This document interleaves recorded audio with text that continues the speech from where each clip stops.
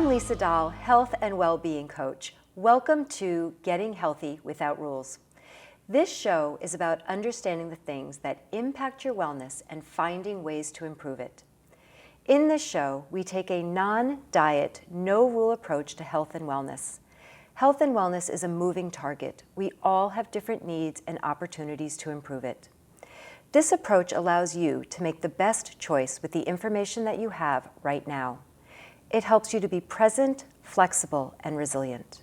In addition, I support you in moving from judgment to curiosity and offering yourself self-compassion. It is time we are all a little kinder to ourselves. Today's episode is about redefining divorce and choosing health and happiness. Like all topics we cover on Getting Healthy Without Rules, divorce has a direct impact on many aspects of our health, as well as those around us. Divorce is listed as one of the top 5 most stressful life events, along with the death of a loved one, moving, the diagnosis of a major illness or injury, and job loss. Speaking from experience, I would agree. These hardships all come with grief. Some scenarios are more profound than others. Grief is a natural response to loss. It is the emotional suffering you feel when something or someone you love is taken away. The pain of loss can feel overwhelming when going through the stages of grief, which are not linear. It is normal to experience all kinds of difficult and unexpected emotions, from shock or anger to disbelief, guilt, and profound sadness. It's important to understand that the stages of grief take time to work through, and there is no timetable. Divorce is not an experience where one can just get on and get over it, because clearly that is something that I thought I was going to do. Many of us don't know that we can choose how to handle the most distressing life experiences. By building a supportive community and embracing self-care and self-compassion, we give ourselves the space to rediscover our passions and find joy in new experiences. It is the path through grief. With approximately 45% of first marriages and 63% of second marriages ending in divorce, chances are that you or a friend or a family member have or will experience divorce. Today, we're going to dive into how divorce impacts our wellness, how we can change the divorce experience, the power of self-care and self-compassion, how community and connection can make a difference, and how to discover your joy through the divorce process. Be sure to stay until the end for this week's healthy practice to help you with your self-care during divorce. I am excited to introduce today's expert guest, a longtime friend and colleague, Deanna Coyle. As co-founder and Concierge Director of Vesta, Deanna has spoken with and helped thousands of people affected by divorce. She is committed to helping people turn the challenges of divorce into an opportunity for personal growth and change. Deanna, welcome to the show. Thank you so much, Lisa. It's so wonderful to be here with you. I cannot believe how long it's been. We have known each other for probably 6 years. Probably longer than Even that. longer, Yeah. And here we are, so many years and so much experience now between the two of us, Yes. and it's such an important topic to unpack. Absolutely. So many of the things that impact our health are interconnected, and the divorce process is particularly disruptive because it affects so many of them. Right. Our family relationships, friendships, where and how we live, our finances, and sometimes even our occupations. It can be so overwhelming. In your experience, what are some of the biggest challenges people face when navigating divorce? Well, there are so many challenges, and I know personally, having been through a very challenging divorce myself, and then as you mentioned in the beginning, that as co-founder of Vesta and head of our concierge service, I've talked to thousands of people who are looking for guidance either before, during, or after divorce. So if it's before or during, it's really even just where to start, like what to do. People feel overwhelmed pretty much no matter what stage they're in. They don't know who to trust, where to turn. They have well-meaning friends and family talking to them from their neighbor's experience or their own experience, and everyone's experience is so different. So what we do at Vesta is listen to them. As head of concierge and our wonderful concierge team, we talk to people about their situation. We have them feel heard. things that they say to us all the time is, I finally feel as if I'm talking to someone who understands exactly what I'm going through. And I feel like I'm talking to someone who really cares, because we really do care, and they can hear from our passion and the fact that we've been through it, that it can be, a challenging time. And we just say, take it step by step. Take your first step first, and then you'll feel empowered and you'll have knowledge, and then you'll be able to move through the process without thinking about the whole path in front of you, and also not knowing who to trust, right? Don't Google to find an attorney. Don't hire your neighbor's friend. Like, really go to experts. And at Vesta, we have people who have been vetted, who are really good in their fields, and also are kind and compassionate and passionate about helping people through divorce. One of the things that you just hit on that is so important is, Googling or your best friend's attorney. Right. They may have been the best attorney for their situation, their divorce, their financial means. Right. Does not mean that they are a good fit for you. Absolutely. So it's really important to understand what your needs are, how they differentiate from somebody else to help you get the information that you need. What your needs are, and also what your expectations are. And then the person that you're hiring, how do they communicate, and what can you expect through the process? You don't want to go in as a sheep. You want to go in asking questions so that you are part of the process. Right. And not being, yes, it's helpful to have a guiding hand, but you don't want somebody to take control without hearing your concerns and your needs specifically. Absolutely, yeah, to feel empowered through the process, as if you have some control over it. Control makes a difference. Yes. How would you characterize the mental or emotional state of those going through divorce? Well, you hit on so much in the beginning, and I really could recognize that and really relate to it, and also through all the people that I've talked to. People's emotions can be all over the place, and it's not linear. And it also, you don't know how long you're going to be in any particular state of mind, and it can be multiple states of mind in one day. And one day you can be feeling amazing and empowered, and the next day you can wake up and feel, what's going on, or what am I going to do? How am I going to get through this? The most important thing is to know where to turn, to be able to have a support system in a supportive community, such as what Vesta provides, to be able to know who can you talk to when you're feeling a certain way, and what's the information and the steps that you need just to get back on track, and to also recognize that your emotions are going to be all over the place, and that it's perfectly normal. And that it is normal, because often people will say, I don't know what's wrong with me. Yes. I am feeling this, and 1 minute I'm fine, and the next minute I've got a box of tissues and I can't get out of bed. Yes. It is part of the process. And when we stop fighting the process that there's something wrong with us, it shifts our ability to kind of navigate through it a little bit. Absolutely. What mistakes do people often make, or pitfalls that they should avoid? That is such a great question, and I have to say that's one of the questions I get asked the most. And I think it's an awesome question. When somebody says, what's a mistake that, looking back, what's a mistake that you made that you would do differently now? And that is one of the reasons my co-founders, Bob and Samantha Vona, and I put together Vesta, because we want to be able to help people avoid those mistakes. So some of the mistakes that I made, one was, I had an excellent attorney, luckily. And a mistake I made was utilizing her for everything. It took me a long time to find a therapist that really resonated with me. So anytime I had, questions, or I was upset with my ex or wanted to vent, I would do that with my attorney. And while she was very caring and would listen to me, first of all, that's not what she's trained in. It doesn't help her focus on what she does best. So it doesn't help an attorney focus on what they do best. And they're not trained in that area. And they're also a very expensive therapist.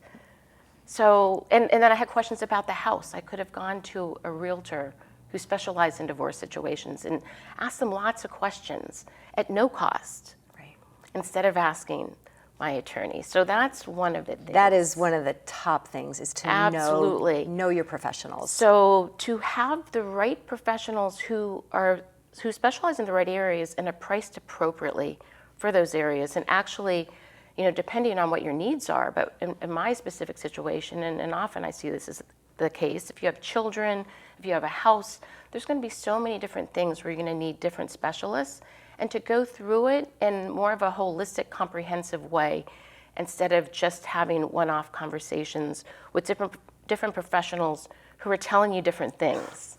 Chaos. And then relaying what your realtor said to you and telling your divorce attorney, and then your divorce attorney has to call the realtor or, find out from you more, and you're paying for that time. And it ends up being a bad game of telephone tag because the messages and the information gets changed and diluted from professional to professional. Yeah, so that's one of the things. Another thing is, and we're going to talk more about this, really not taking care of yourself.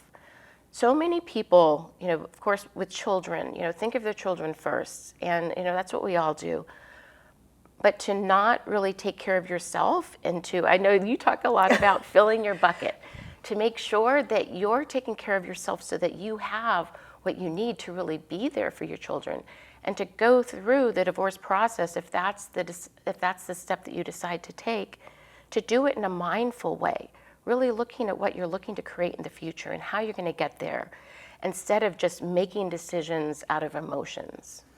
One of the other things that I remember is learning to be able to respond versus react. Yes, absolutely. We all get that nasty email, or it could not even be nasty. It might just be asking for information, but it's triggering. Something about it sets your nervous system on fire, and you just want to fire something back off.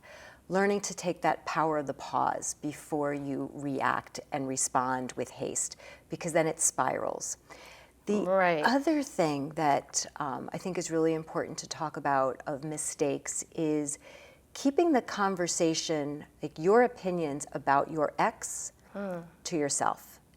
Not sharing your thoughts about your spouse to your child, to keep them protected. Absolutely. Is one of people just talk without thinking about the impact of what their children are absorbing. So, in terms of mistakes, I would put that also way up there on that list of protecting the boundaries of keeping your children safe and not letting people come in and start spouting off, because you connect over that. It doesn't do your children any good to hear the negative information.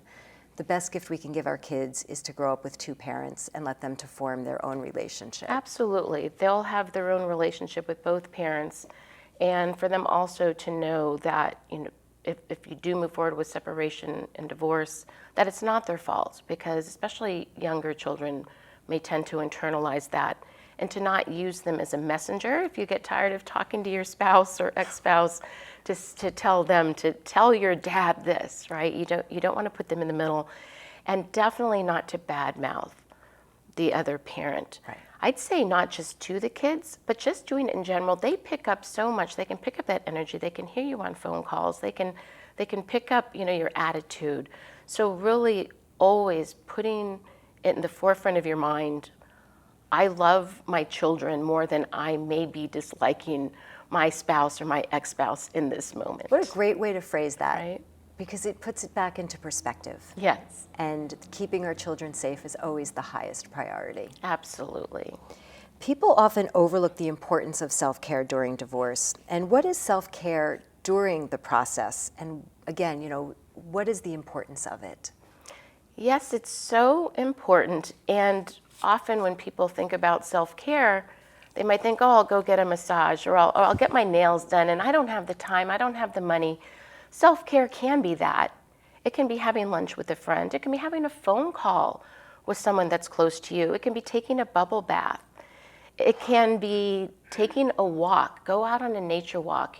Take a walk for 10, 15 minutes and just notice the colors around you, and don't think about the things that you're worried about.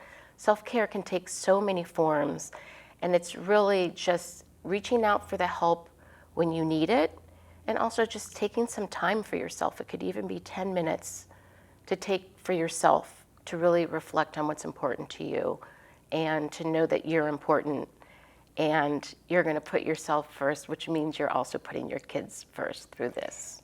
When you look at it that way, that by taking care of yourself and taking care of your kids, that in itself gives you the permission. Right. Because we often want permission to take care of ourselves. Absolutely. I know through my divorce, I use the word self-preservation.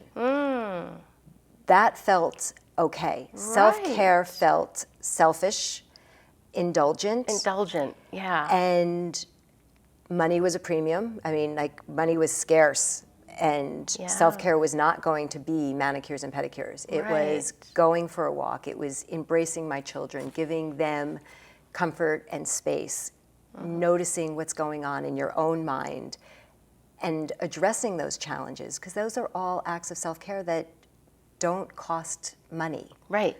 Actions can be an act of self-care. Absolutely. And permission is huge. You don't need permission from anybody else other than yourself to be able to take care of yourself and put yourself as a priority. Yes, very well put. What are some self-care practices that can help individuals more effectively navigate the emotional challenges and transitions that come with divorce? So there's so many different things. One is really being aware of mindfulness and really like how you're feeling and paying attention to that and really putting at the forefront, you know, what's important to you and what you're doing to get there.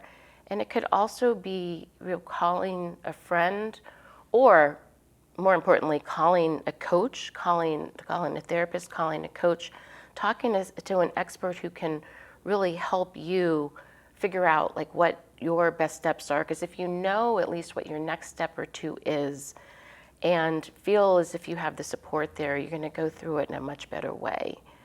And also another thing is, well, I know we're going to talk about like compassion, self-compassion. I think a big act of self-care that a lot of people might not really think about is forgiveness. Because one of the things that can drag you down more than anything is being angry. It could be being angry with yourself for something that you think you could have done differently. Of course, it could be anger at your spouse or your ex-spouse and mulling over what they did or what you think they should have done differently or what they should do. Because as we know and we've talked a lot about, you can only control your own thoughts and actions and how you respond to things. You can't control what other people are going to do. And that's the key, is that we hold the keys to our thoughts. Absolutely. We have the ability to shift our thoughts. And when we do that, that is how everything else starts to change. Because when we don't react, then it diffuses the other part of the conversation. Yes, absolutely. So tell me more about Vesta and how it helps people get through divorce and minimize its negative impacts. So Vesta has been around for a little over 10 years. It's that long. It was May of 2013. Wow. Congratulations, 10 years. Thank you. And that was a couple years after my own divorce was finalized. So we've helped over 10,000 people now. And we've expanded across the country. We're in multiple states. And we've helped so many people. And what we have is, we provide education, connection, and empowerment. Those three things really go together. And the education comes from our professionals who have all gone through a vetting process, as I mentioned before. And it also is from webinars. So we have webinars that are free for people to attend, and they attend them anonymously. The people who are attending can only see the presenters and not each other. And we also do have we're getting back to some in-person events. And we have video on demand. We've had that for about 1.5 years now. So some of our main videos, people can watch at any time in the privacy of their home or office at whatever time they want and gain information that way. And we also have our concierge service, which I head up. And that's also complimentary because we want people to be able to have access to information and education and support that can make a difference for them, whatever their financial situation. And the majority of our professionals also provide at least an initial complimentary consultation. So that is also really important to people who are looking to get some specific answers. And also if they're looking to see, what does a divorce coach do? How could one be helpful to me? To actually have a session with one and to see how it could be helpful and also who would be the best fit for them in their situation. One of the biggest things that when people are getting divorced is that there's either information overload because somebody has kind of fed you, you need to do this, you need to do this, you need to do that.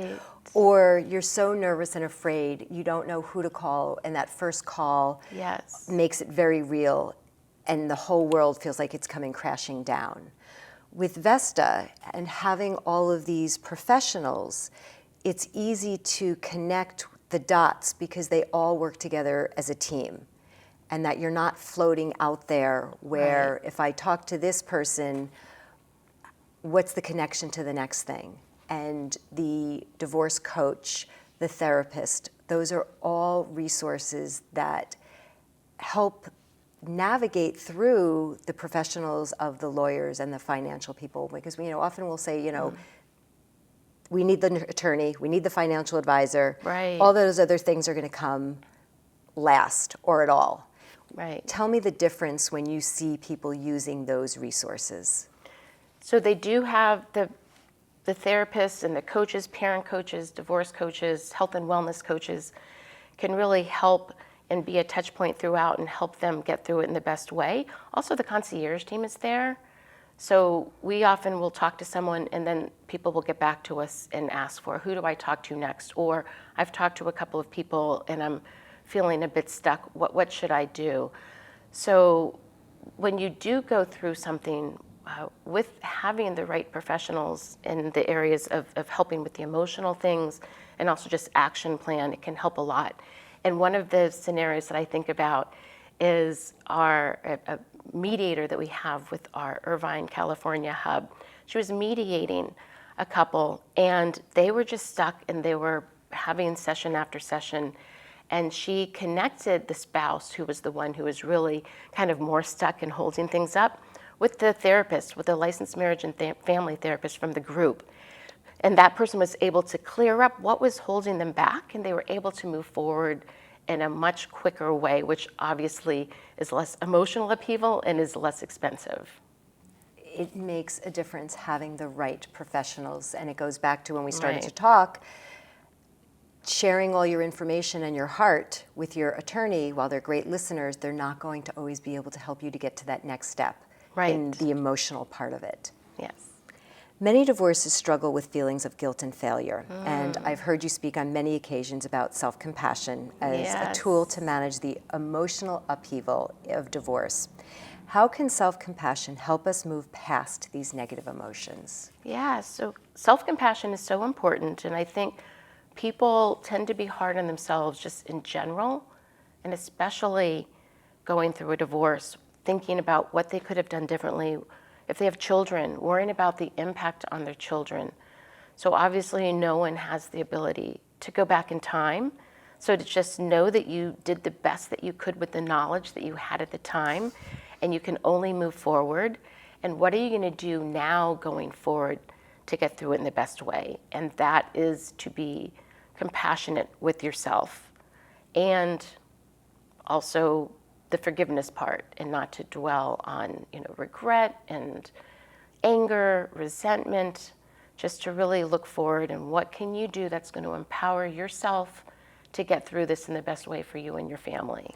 And self-compassion is a skill that you can learn. That's true, right? Because you could find yourself slipping. You could be like, oh, I can't do anything right, and then you can catch yourself.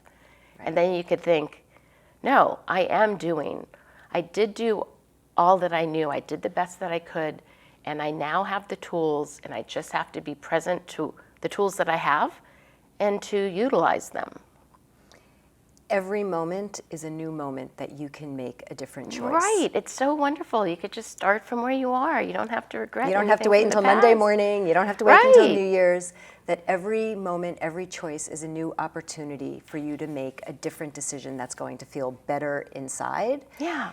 And it takes time to add up those little small changes to notice that feeling, that it accumulates with time. Absolutely. You could start noticing things in your body, like for me, it could be, a tightening up of the chest or my throat starting, and I could tell, oh, I'm starting to get upset about something, and oh, so-and-so said this, but what did it trigger in me, right? Where can I be at cause of how I react, and just noticing like, oh, it's like, you hear police, and you're driving and you're like, oh no, are they just to know that like, oh, my heart is beating a bit faster. It means that it's triggering something, and just to notice what it is and to put in place practices that to be able to move forward in the best way. Something that I talk a lot about on the show and with my clients is we spend so much time focusing on relationships with other people. Yes. And you just gave a great example of how important it is to have that relationship with yourself. Right. That when you feel that discomfort, when you feel that your nervous system is starting to get triggered,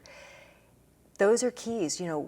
It's not just this moment in time, noticing what is the trigger, where did the spirals start to happen? Yes. How can you learn to set boundaries so that you can keep yourself in safety? And what do you need to do? What actions do you personally need to take when you experience your nervous system getting out of control? What can you do? And those are practices that we can learn, and with time become easier to be able to lessen the trauma of that particular experience. Yes. As someone who has experienced the divorce process firsthand, how has your personal journey influenced the work you do with Vesta, and specifically, continuing the conversation on self-care and self-compassion? One of the things I talk about a lot is how challenges in our life, because we're always going to have them, how they can be an impetus for personal growth and change. And that totally was what happened with me. Going through divorce was the hardest thing that I've ever been through. And when I was going through it, I had no idea how I was going to get to the other side and what life would be like for me and my children on the other side. What it allowed for me was to realize the strength that I had inside, that I always knew was there, and I quite couldn't figure out how to access it until I had no choice. One of the things I talk to people a lot, so whatever it is for them, for me, I used to be petrified speaking in public, and it held me back in college and business school. It held me back in my career. Before I left work to be a stay-at-home mom, I was a securities analyst working on Wall Street, and I gave up speaking opportunities because it made me uncomfortable. And so now, going through divorce, I decided I'm going to tackle things that have held me back. So it was a lot of self-development. I did Toastmasters, I did Landmark, and just a lot of personal growth to get to the point where I am on TV shows like yours, where I'm actually doing Facebook Lives, where I've been on radio shows and podcasts. You're on the Moth, is that correct? Yes, so I've won Toastmasters competitions. My most recent one that I won was the division level. But I also I've done 3 moths, so that's, I don't know if people have heard about it, Google it, it's really wonderful. But you get up, you don't know if you're going to be called up or not, but you put your name in the hat, and it's in front of 200 to 300 people, and you speak on a certain subject, and you don't know until they actually pull your name out of the hat that you're going up on stage, and you get up there and you speak to them. And one of the times I did it, I came in 3rd out of 10, which for me, for someone who used to be petrified, is a win. So I tell people that you can take whatever challenges it is that you're going through and just look at it as an opportunity to start fresh, to recreate your life. What do you really want? And to put in place the support system and the tools that you need to get there. I work a lot with my clients on vision planning. And it's all about everything that you were just talking about. What is it that you ultimately want? And then breaking it down one small step at a time. Yes, until I love that. You reach your daily goal, you reach your weekly goal, you reach, all of a sudden it's a 3-month goal. Yes. And you look back and you are creating the life that ultimately you want. You create your best future self. And that's what you have done since your divorce process. Absolutely. And another question that I get a lot is, are you happy now?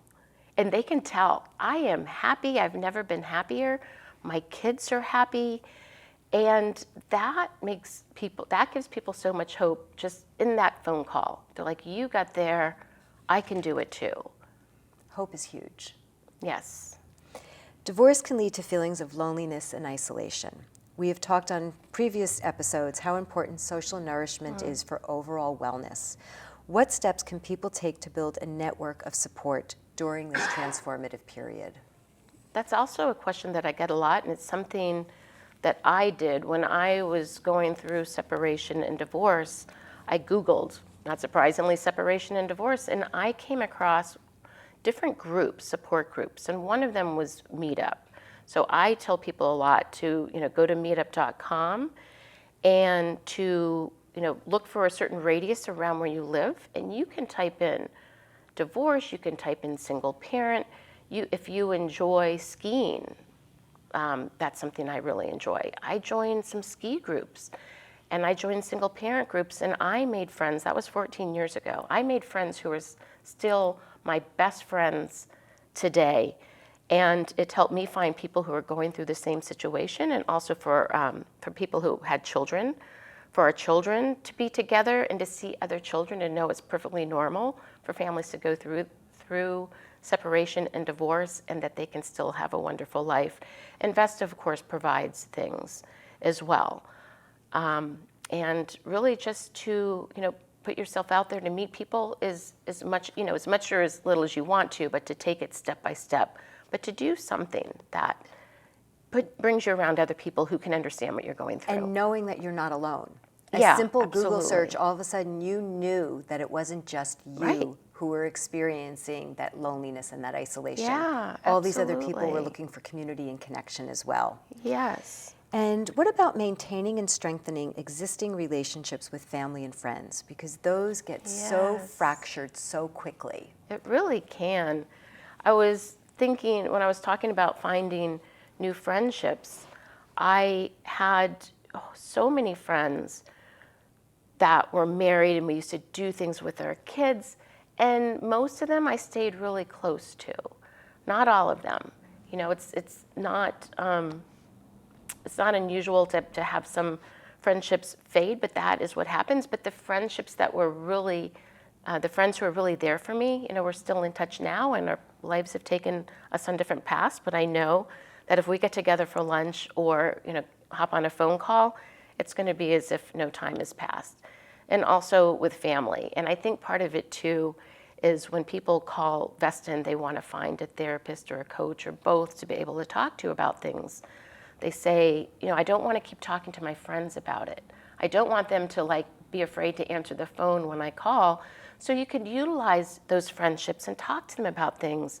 But there's also a limit too, right, in terms of what they can relate to, and to have other professionals and friends who can really relate and can really be helpful. You don't want to wear out your support system. Yes. Because they only have so much capacity, and you don't know what's going on in their lives. Right. Absolutely. With divorce, we often get very consumed with the challenges that we're experiencing. Yes. And people forget that everybody is experiencing something different. Sometimes life is easier, sometimes it's more challenging. It's also important to remember to be able to, get what you need, but perhaps you might need to go to specialists to get that support so that you can reciprocate and not burn out those friendships and those relationships. Right. And also, while it might feel good in the moment to have your friend or parent say, yeah, so-and-so is a jerk, right? To That's be not dwelling helpful. on that, it's not. So to talk to your therapist or coach about it, they can help you, put you in the right mindset where you could turn that around into a healthier thought for how to move forward instead of dwelling in what your anger or resentment at the other person. And that goes leading into my next conversation. How does my next question? How does a positive mindset help you get through the process? Positive mindset is so important, and it doesn't mean that you think, wow, I'm glad this is happening, or everything is wonderful. It's really just being present to what is good in your life and to what you can have happen. And one of the things that I think is so important is really thinking about gratitude and what you're grateful for. When you really focus on the things you're grateful for, those become more plentiful instead of thinking about what the problems are or what you don't have or what you wish was so. So mindfulness can be really important, and it also helps to what we were talking about before, really being more in control of your thoughts and what you're going to focus on, and then what your actions are.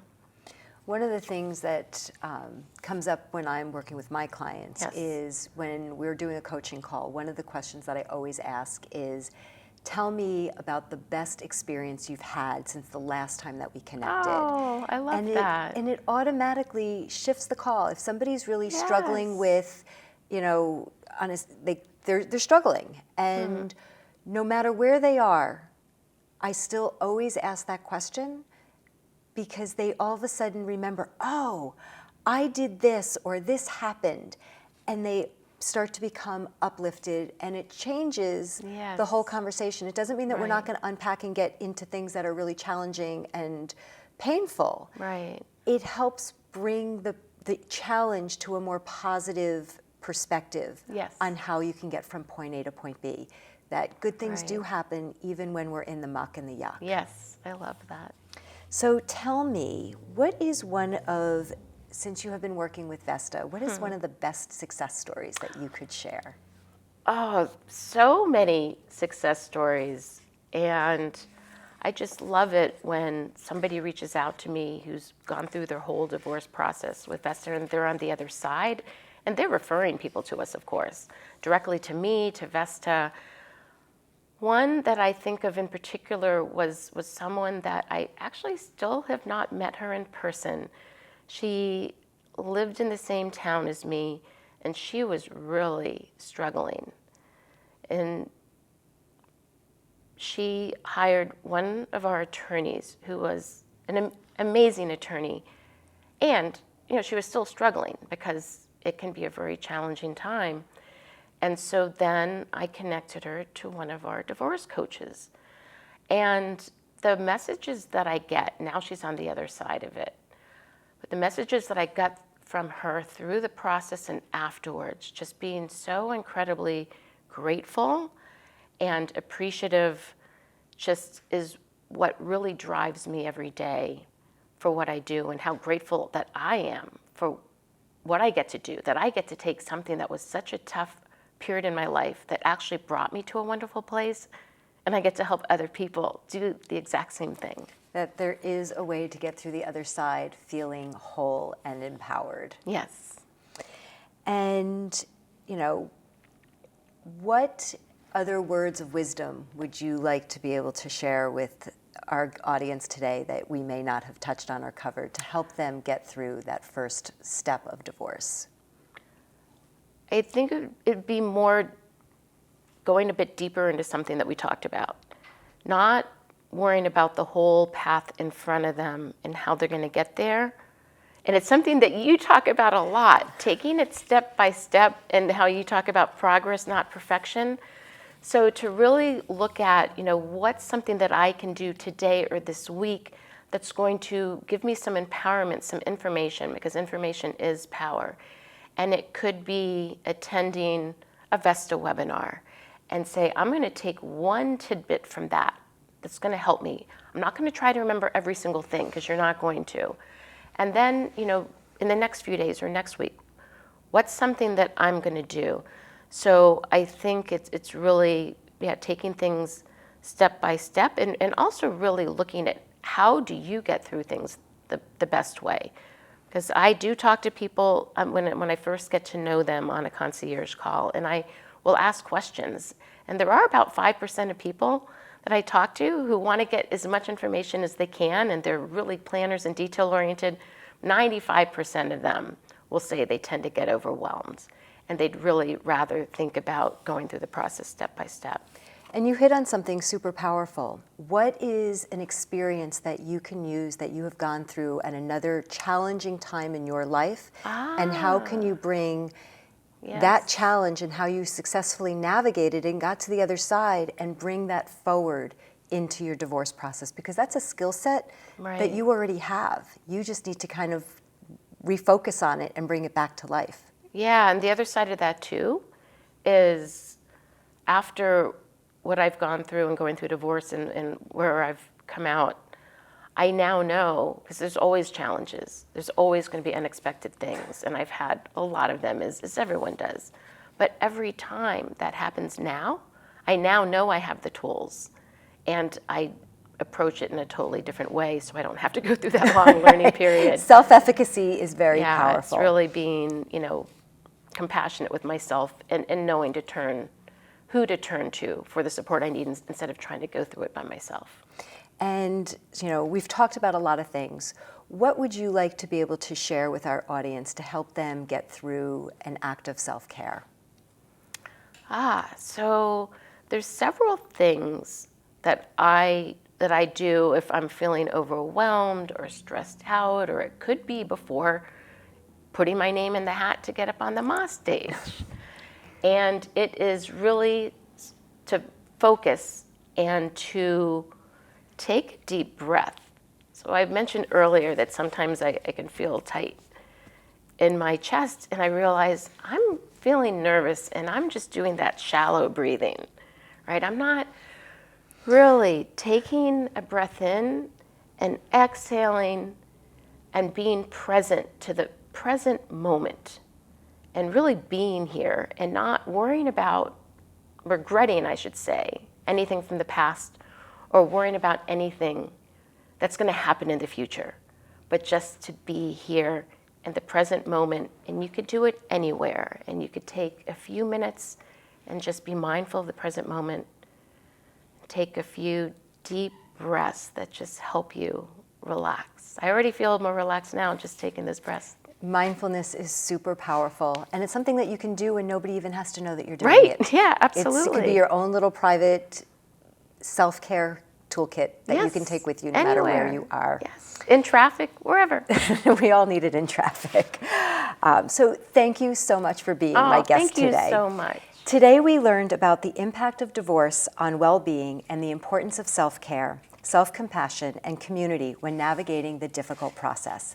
If you're looking to continue the conversation, please join me for my monthly office hours, my conversations, which are really about taking these conversations that we're having on getting healthy without rules and digging a little bit deeper, and you can be part of that conversation too.